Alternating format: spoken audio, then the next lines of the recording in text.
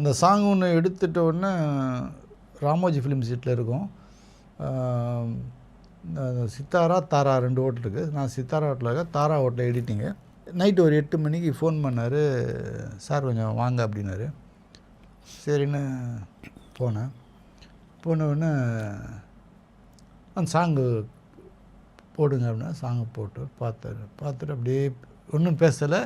அப்படியே சிகரெட் பிடிச்சிட்டு அப்படி வெளியே வந்தார். மழை அப்படி தூர ஆரம்பிச்சிது. நான் இருங்க சார் போகலாம் அப்படின்னு, இல்லை போயிடலாம் அப்படின்ட்டு திடீர்னு என்ன தெரியல, அப்படியே கட்டி பிடிச்சார்.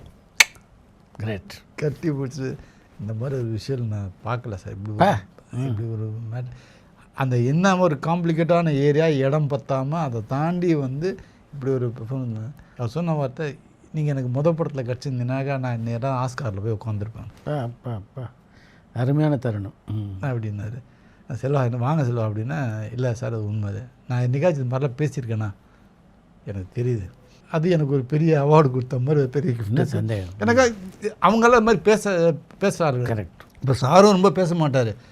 ஆனால் ஒரு ஏதோ சொன்னாருனாக்கா அப்போ அது ஒன்று பருத்திவீரன் பார்த்துட்டு ஒரு சொன்னார், பருத்திவீரா ரொம்ப நல்லா இருக்குது படம், சூப்பராக இருக்குது, நேஷ்னல் அவார்டு உண்டு போ அப்படின்னாரு.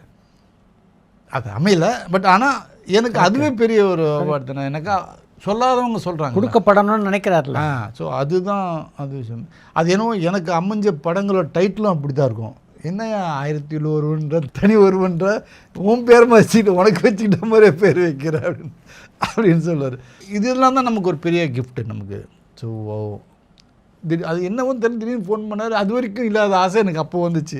ஓ நமக்கு நேஷ்னல் அவார்டு பண்ணுற அளவுக்கு வந்திருக்காருன்னு.